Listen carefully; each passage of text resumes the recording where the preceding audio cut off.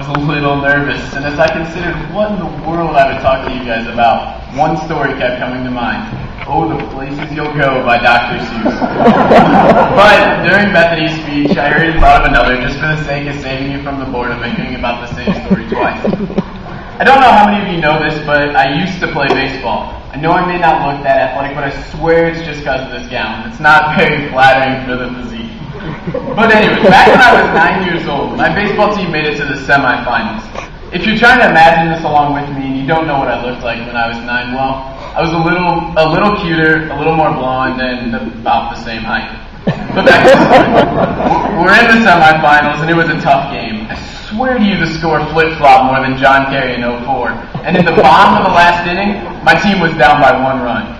We managed to load the bases, and with 2 outs and the game on the line, guess who was up to bat? Nope, wasn't me. It was a kid on my team who hadn't made contact with a pitch all season.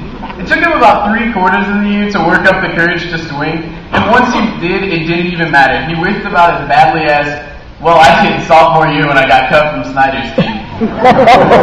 So it's this kid's turn to bat, and everyone's thinking the same thing. We lose. My dad, who was also my coach at the time, asked the umpire for a timeout.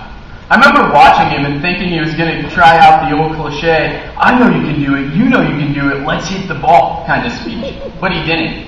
He put his hands on this kid's shoulders and looked him in the eyes and said to him, now you and I both know you're not going to hit this ball. I'm kidding. He didn't actually say that. But I promise that's what he was thinking. We all were.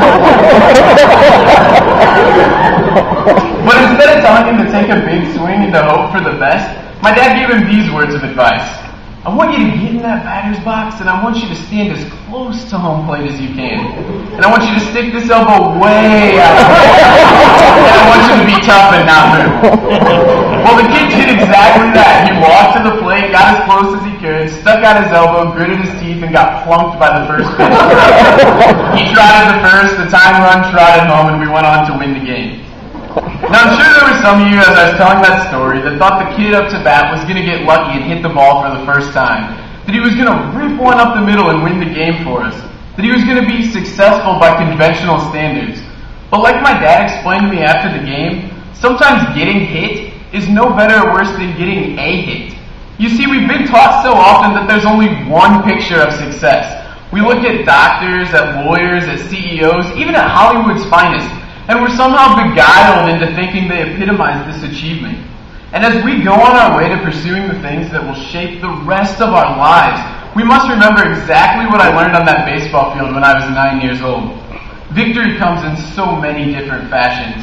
So be a teacher, be a cosmetologist, be a filmmaker, be a social worker, be whatever it is that's going to make you happy. Because when it's all said and done, it's not the job you have, but the contentment you find in it that makes you truly successful. And in closing, I wish I could tell you guys to have a great summer. I wish I could tell you guys to throw your caps and follow your dreams and have an incredible college experience, but I can't. At least not yet.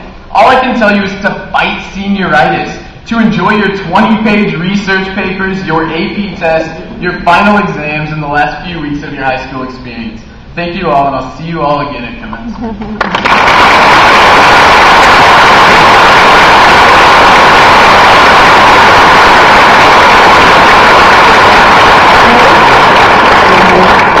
I would like to introduce our class treasurer, Tyler Giesemann, and class secretary, Kelly Gualdoni, with a senior presentation.